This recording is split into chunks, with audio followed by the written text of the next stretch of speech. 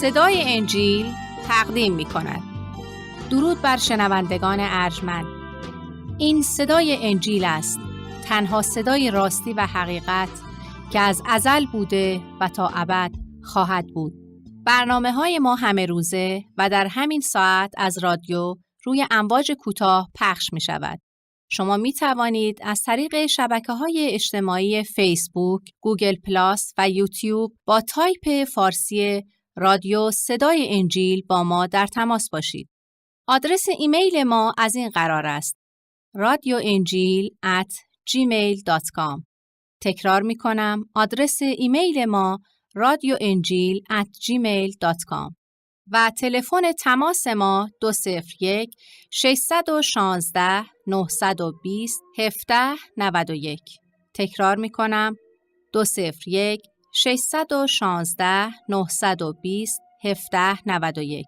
از شما دعوت می کنیم که به برنامه این ساعت صدای انجیل توجه فرمایید.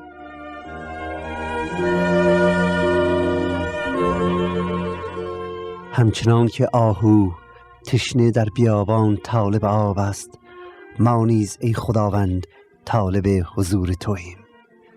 جان ما اشتیاق تو را دارد و طالب حضورت هستیم. خداوندا، تو را شکر و سپاس میگوییم که این فرصت را به ما عطا کرده ای تا خود را از مشغولیات دنیا، از نگرانی های زندگی و تشویش های فکر جدا نموده و وجود و هستی خود را متمرکز بر تو که خالق و صاحب و نجات دهنده ما هستی بنماییم. پس ای خدا، در این راه ما را یاری بده، قوت بده تا تماما هستی خود را متوجهت سازیم. بارلاها هر روز مرگ در برابرمان ظاهر می شود و گاه احساس می کنیم که عمرمان به نقطه پایان رسیده و احساس می کنیم که شاید امروز تنها روزی است که در این عالم زندگی خواهیم کرد. خدایا، بگذار واقعیت بهشت و جهنم را درک کنیم و به حقیقت تو روی آورده و خود را برای ورود به ملکوت سماویت آماده کنیم. تو را شکر می کنیم که تو ای خدای محبت در عیسی مسیح این اطمینان را به ما انسانها بخشیده ای که اگر به او توکل کنیم و اگر طریق او را بپیماییم با تو خواهیم بود و برای همیشه در حضور مقدس تو در جلال سماویت خواهیم زیست. پس خداوندا، تمنا می کنیم که بینش روحانی و بصیرت معنوی را عطا کن تا به این واقعیت پی برده و تسلیم آن بشویم. این دعا را به نام نامی یگانه نجات دهنده زنده بشریت یعنی عیسی مسیح زنده می طلبیم. آمین.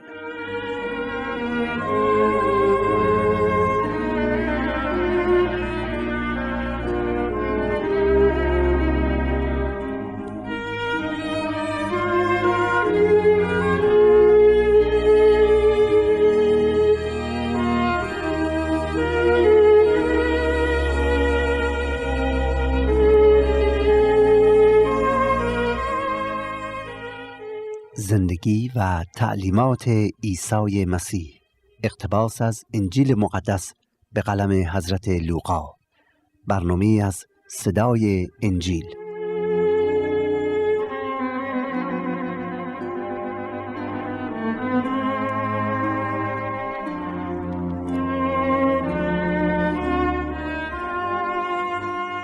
ایمانداران عزیز و حقجویان گرامی، برادران و خواهران محبوب، درود بر شما. امیدوارم که در پرتو نور رحمت و حیات بخش خدای مهربان و منجی زنده عیسی مسیح خوش و سلامت بوده و در عنایات او شریک و سهیم باشید. فراموش نکنید که سفره رحمت خدا پهن و برای همه انسانها باز است و این ما هستیم که باید حاضر شویم که بیاییم و از سفره رحمت و فیض او مستفیض شویم. از اینکه این ساعت را خداوند به ما عنایت فرموده تا با شما یاران عزیز و حقجویان گرامی باشیم و از گفتار مقدسش بهره مند شویم، نام یکتا و قدوسش را می ستاییم و در برابر بزرگی و لطف او صورت خویش را به خاک می افکنیم. من برادر شما و غلام نالایق عیسی مسیح این افتخار رو دارم که نیم ساعت آینده رو با شما باشم و از انجیل مقدس زندگی و تعلیمات مولا و نجات دهنده زنده بشریت را بخوانم. من در برابر لطف او صورت خویش را به خاک می افکنم و امیدوارم که خداوند مرا در بیان هر جمله و کلامی که بیان می کنم یاری دهد و هدایت فرماید. قبل از اینکه توجه خود را به آیات شریف جلب کنم، اجازه می خواهم که از شما برادران و خواهران عزیزی که لطف می کنید و برای ما نامه می نویسید صمیمانه تشکر و قدردانی کنم. و خدمت شما یاران عزیز عرض کنم که نامه‌هاتون برای ما بسیار عزیز و گرامی هستند و همونطور که ما بارها گفته ایم ما به همه نامه‌های شما پاسخ کتبی نیز می‌دهیم. بعضی از دوستان با فرستادن شهادت زندگی خودشون اهمیت کلام خدا و یا بیان قدرت خدا را برای ما بازگو کردند. آنها در نامه‌هاشون به ما نشان دادن که چگونه خدا در زندگیشون معجزه کرده است. از ما خواستند که شهادت‌های آنان را نیز از رادیو پخش کنیم تا باعث بنا و تقویت دیگران نیز بشوند و دیگران نیز بدونند که چطور می‌توانند زندگی خود را به عیسی مسیح بسپارند و چطور اینکه عیسی مسیح امروز همه را دعوت می‌کند، از هر مسلک و مرامی دعوت می‌کند که به حضورش بیان و از فیض خدا بهره مند بشوند.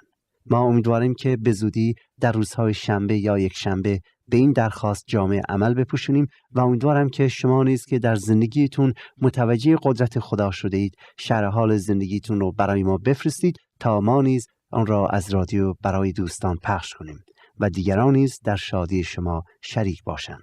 زیرا خداوند می‌خواهد که با همه ما انسان‌ها در یک ارتباط مقدس روحانی باشه و اگر شهادت شما باعث تقویت و بنای دیگران میباشد که ما حاضر هستیم با جان و دل آن را پخش کنیم. کتاب مقدس میگوید خدا محبت است و این محبت خدا محبتی است بدون هیچ قید و شرط.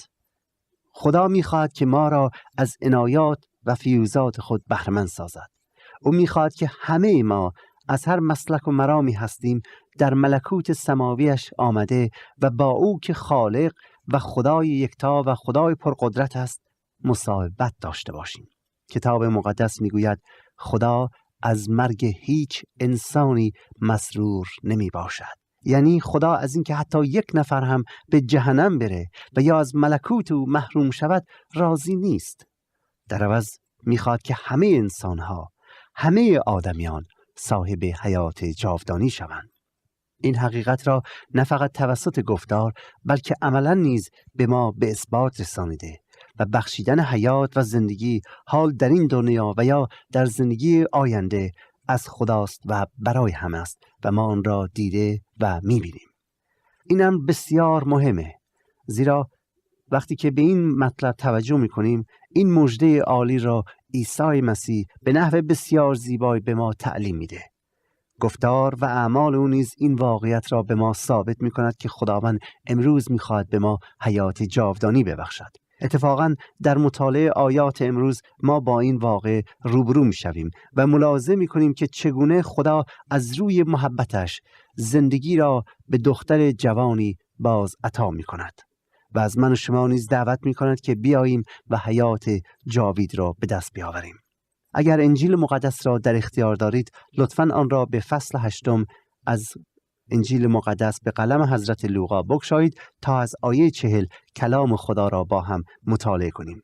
اگر شما از شنوندگان جدیدی هستید که هنوز کتاب مقدس انجیل رو در اختیار ندارید ولی مایل هستید اون رو داشته باشید، میتونید حتما برای ما نامه بنویسید تا ما خدمتتون ارسال بداریم.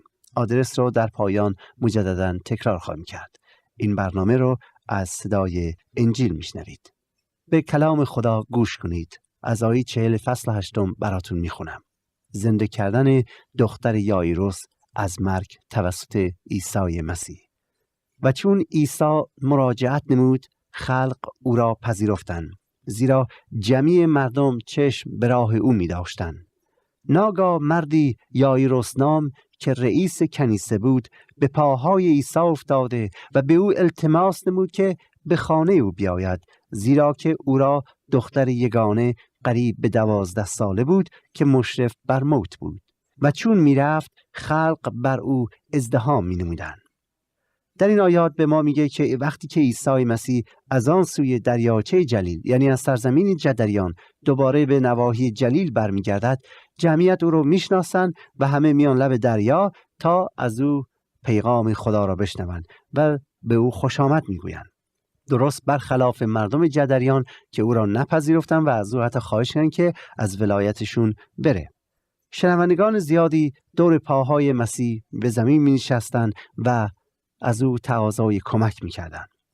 مردم دور مسیح جمع شده بودند. مریضان آمده بودند تا شفا پیدا کنند. ولی در این اثنا مردی به نام یایروس خود رو پیش پاهای عیسی می اندازه و در برابر پاهایش به زمین میفته، زانو میزنه و از مسیح تمنای کمک میکنه. او نیازمند کمک مسیح بود. او شنیده بود و دریافته بود و چه بسا دیده بود که مسیح صاحب قدرت آسمانی است و اکنون او نیازمند رحمت و فیض عیسی مسیح است. چرا؟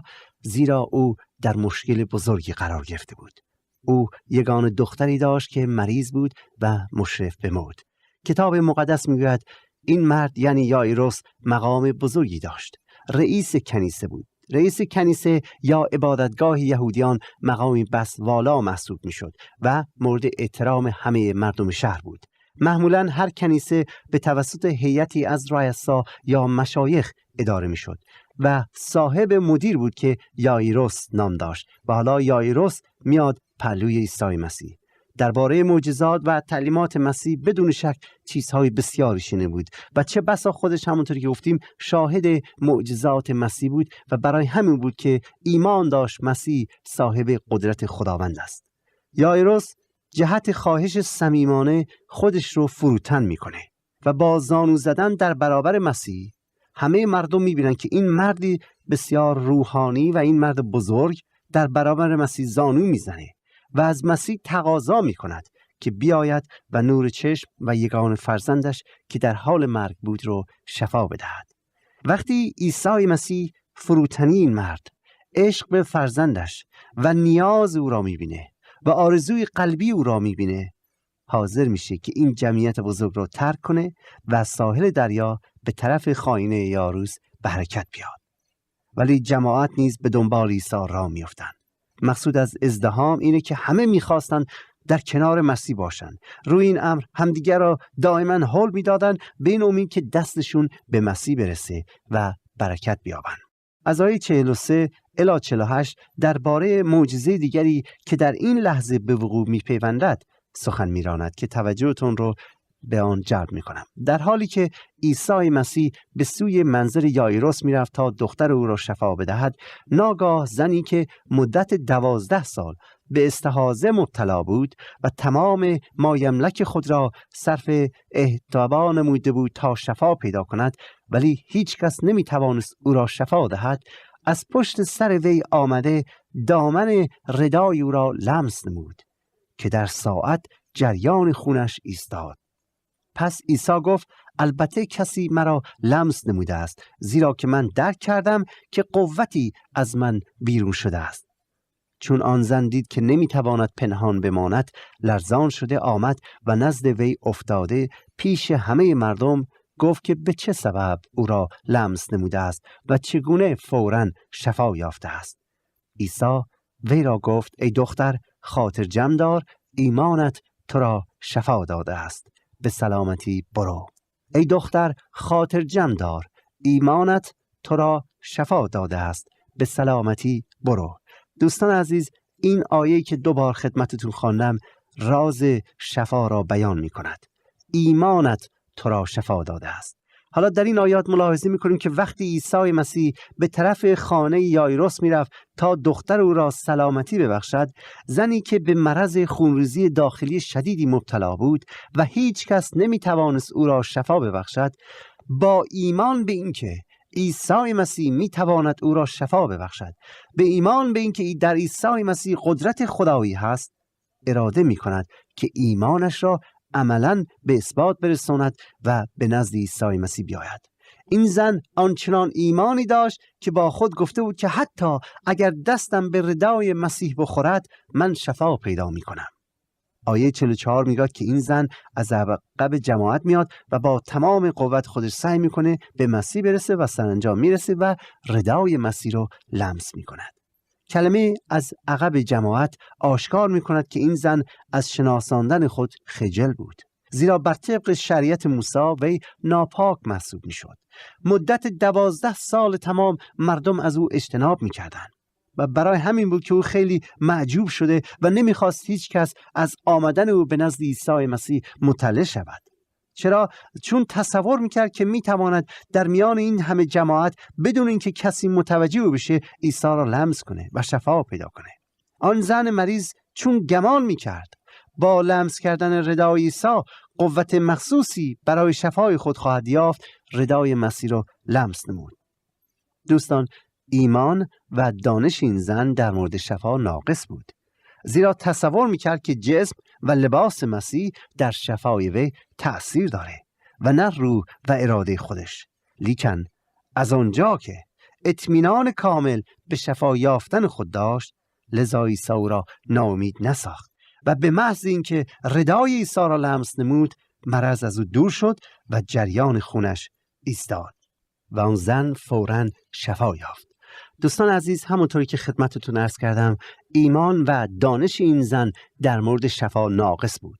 او خیال میکرد که ردای مسیح قدرت شفا بخشیدن دارد، در صورتی که خود عیسی مسیح عملاً آشکار میکنه که به خاطر ایمانش او شفا یافت. میگوید ای زن، خاطر جمع دار، ایمانت تو را شفا داده است. باسته بگیم که بعضی وقتا ما هم این اشتباه را میکنیم و فراموش میکنیم که برای اینکه شفا را از خداوند دریافت بداریم، رسومات مهم نیست، بلکه ایمان است. ایمان و سپس ایمانی که نه فقط در دل خود داشته باشیم، بلکه عملا ایمانمون رو آشکار کنیم. اگر این زن فقط ایمان داشت مسیح میتونه شفا بده ولی به حضور مسیح نمی آمد، هرگز شفا پیدا نمی کرد. ایمان بدون عمل ایمانی مرده محسوب می شود، ولی ایمانی که همراه با عمل باشد ایمان زنده است. به او ایمان بیاورید تا شفا یابید. ای عزیزان، امروز عیسی مسیح نیز می‌خواهد و می‌تواند شما را شفا بدهد. لزومی ندارد که به ردای مقدس مسیح دست بزنید، هرچند در اختیار ما نیست، ولی نباید این تصور کنیم که حتما باید به او دست بزنیم تا شفا پیدا کنیم. خیر، مسیح میگوید ایمانت تو را شفا میدهد. اگر به مسیح ایمان بیاورید که او قدرت خدا را داره، مثل این زن میدانست که مسیح میتواند او را شفا بدهد.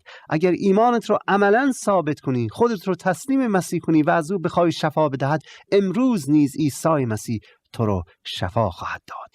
این وعده کلام خداست، این وعده عیسی مسیح و هرگز وعده خدا دروغ نیست. حالا عیسی مسیح متوجه این واقعی میشه. جمعیت زیاد بود. حالا اگر چه میدونست که چه شخصی او رو لمس کرده، میدونست قدرتی از او خارج شده و نتیجه لمس کردن چه بوده میدونست، ولی برای اینکه به این زن نشان بدهد که وی کاملا از حال او اطلاع دارد و برای اینکه اطلاع بده که علت شفایش چی بوده و ایمان او را نیز تقویت کنه، ایمانش رو تکمیل کنه، چون اطلاع ناقصی از ایمانش بود، او را مجبور میکنه که جلو رفته و اقرار نماید که چی؟ که چه برکتی یافته است. و البته میتوان گفت که ممکن است یک هدف دیگر هم عیسی مسیح از این داشته باشه و آن اینه که ایمان یایروس را که همراه او داره میره تقویت کنه و او را برای اموری که باید اتفاق بیفتد آماده کند. برای شاگردان سوال عیسی مسیح که چه کسی مرا لمس کرده بسیار تعجب آور بود. چرا؟ چون خیلی‌ها بر عیسی مسیح هجوم می آوردند، ولی فشار جسم سبب نشد که از عیسی قوتی صادر گردد. خیلی‌ها به عیسی دست می زدند ولی شفا پیدا نمی کردند، بلکه تمسک با ایمان به مسیح این معجزه را ظاهر کرد. دوستان عزیز، بایستی باز در این مورد تأکید کنم، این معجزه برای من و شما حقیقت بزرگی رو آشکار میکنه. و آن اینه که اگر من و شما از خداوند طلب معجزه یا شفا را میکنیم، باید این دو موضوع مهم را بدانیم. اول، بزرگترین شرط دریافت معجزه ایمان ماست، ایمان شماست. اگر ایمان نداشته باشیم معجزه هرگز به وقوع نخواهد پیوست. کلام خدا میگه که بدون ایمان رضامندی خدا نیز محال است. یعنی بدون ایمان نمیتوانیم خدا را خوشنود کنیم. بدون ایمان معجزه هم محال میباشد. ایمان به عیسی مسیح زنده، به پسر یگانه خدا، به مظهر و مکاشفه خداوند، به کلمت الله. دوم، نه فقط ایمان بلکه عمل نیز شرط نجات است.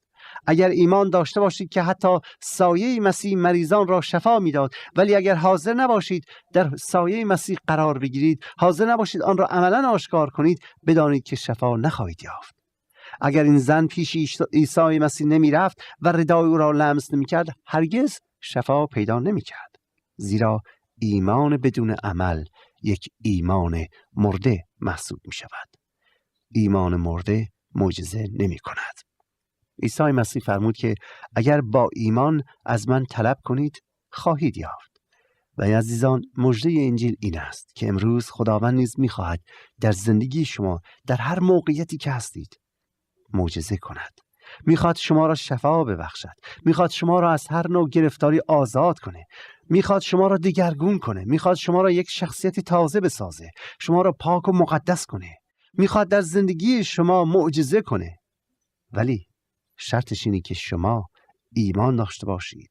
ایمان بدون شک. و سپس ایمان خود را عملاً آشکار سازید. مسیح زنده دیروز، امروز و تا ابدالآباد همان است و امروز نیز با سخاوت و محبت بی پایانش می‌خواهد ما را که ضعیف و ناتوان و مریض هستیم شفا ببخشد.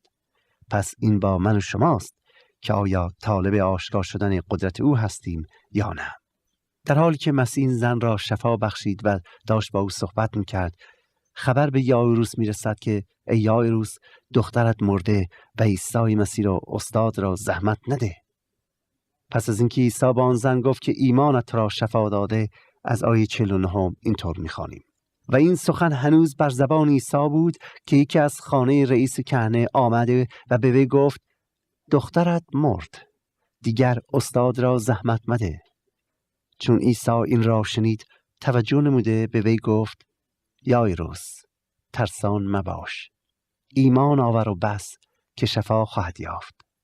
یایروس، ترسان مباش، ایمان آور و بس که شفا خواهد یافت. و چون داخل حیاط شدن جز پتروس و یعقوب و یوحنا و پدر و مادر دختر هیچ کس را نگذاشت که به اندرون آید.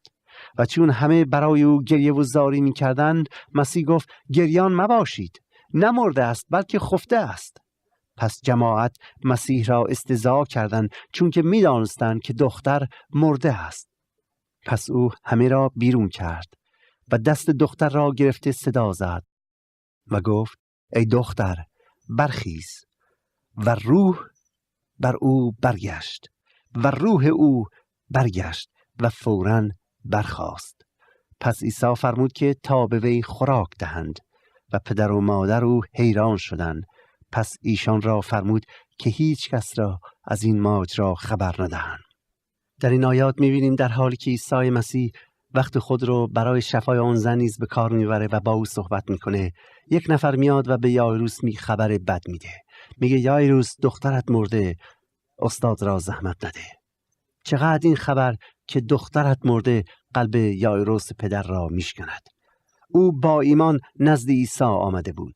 او با ایمان نزد عیسی آمد و امیدوار بود که هرچه زودتر مسیح را به نزد دخترش که در حال مرگ بود ببره. اما در این اثنا عیسی توقف میکنه و زن دیگری رو شفا میبخشه و با او سخن میرانه و به مردم تعلیم میده. از نظر یایروس که نگران بود، عیسی در حال کشتن وقت بود، از بین بردن وقت بود. اما خداوند هدف دیگری داشت. زیرا آنان تصور میکردند که عیسی مسیح جز شفا بخشیدن مریضان نمیتواند کار دیگری بکند یا نمیتوانسته انجام بدهد. آنها هنوز عمق محبت و قدرت مسیح و شخصیت آسمانی و حیات بخش او را درک نکرده بودند. عیسی مسیح با بیان جمله‌ای پدر ناامید و شکست قلب را تسلی می‌بخشد و سر ورود به ملکوت خدا و دریافت معجزه آسمانی را بیان می‌کند و می‌گوید نترس، ترسان مباش، بلکه ایمان آور، ایمانت را به من حفظ کن، زیرا هر جا ترس باشد ایمان کامل در آنجا نیست.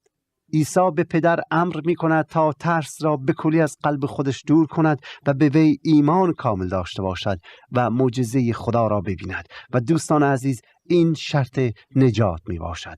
ایمان عامل نجات می باشد. عیسی به منزل یایروس می رود و 3 شاگرد که ایمانشان بیش از دیگران بود را به همراه خود می برد. او به مردمی که برای فاتح خوانی آمده بودند و در حال ماتم و فاتح خوانی بودند می گوید دختر نمرده بلکه در خواب است. ولی جماعت مسیح را مسخره می کنند. چرا؟ چون می دانستند دختر مرده و البته دخترم مرده بود. اما به نظر عیسی مسیح مرگ فقط قسمتی خواب بود. نوعی خواب محسوب میشه. زیرا او میدانست که در ظرف چند دقیقه دیگر باز آن دخترک بیدار خواهد شد. آن دخترک زنده خواهد گردید. مسیح وارد منزل میشه و با قدرت حیات بخش خود، با قدرت خداییش، با قدرتی که هیچ کسی دیگری در اختیار ندارد، با نفس حیات دهندهش میفرماید ای دختر زنده شو. بر این دختر میدمد با کلامی و به او حیات میبخشد. ای دختر برخیز. و دختر زنده میشود. راستی که مسیح مظهر خدای تعالی بود. راستی که مسیح قدرت خدا را در اختیار داشت و خدا در عیسی مسیح معجزه میکرد. شخصی که بدین طور با جسم بیجانی صحبت بدارد باید قدرت و عظمت فوق التصوری داشته باشد و بدین وسیله با کلامی در برابر چشمان حیرت زاده پدر و مادر و شاگردانش حیاتی که فقط و فقط در اختیار خدا یکتاست دوباره به این دختر عطا می کند و ثابت می کند که او بر مرگ نیز قدرت دارد. ثابت می کند که او بالاتر از هر قدرت دیگری است و ثابت می کند که اگر ما با او باشیم، اگر در او ایمان داشته باشیم، اگر هم بمیریم باز زنده خواهیم شد. و اگر ما نیز امروز به او ایمان بیاوریم هرگز خجل و رسوا نخواهیم شد، بلکه از حیات آسمانی که او عطا می کند بهره مند خواهیم بود. راستی دوستان عزیز، آیا کسی دیگری جز عیسی مسیح این قدرت خدایی را داشت؟ و آیا این نشان نمی دهد که مسیح یگانه و برتر از هر انبیا و شخصیت دیگری است؟ آیا این ثابت نمی کند که او بر ابلیس که بزرگترین اسلحه یعنی مرگ را در اختیار داره و همه بشر را به خود میبلد و نابود میکند میتواند فائق شود؟ و آیا این به ما ثابت نمی کند که اگر ما خود را تسلیم او کنیم او نیز ما را زنده می کند و به ما حیات می بخشد؟ او امروز زنده است، در حضور خداست و برای ما شفاعت می کند، یعنی می تواند امروز ما را نیز زنده کند. راستی دوستان عزیز، ایمان شما بر چه کسی است؟ آیا بر کسی که بر مرگ و ابلیس پیروزمند بود؟ آیا بر کسی که امروز زنده و مقتدر و نزد خداست و میتواند برای شما شفاعت کند، و یا بر کسی دیگر؟ اگر دیگران خود نتوانستند از مرگ برهند، آیا خیال میکنید که میتوانند شما را برهند؟ پس بیا حقیقت را بپذیر، بیا به آن کس که قدرت حیات بخشیدن را داشت ایمان بیاور و خود را به او تسلیم کن که وقت کم است. من برادر شما کشیش سید رضا مسعودی تا برنامه دیگر و روز دیگر شما را به خدا یکتا میسپارم. روزتون خوش باد.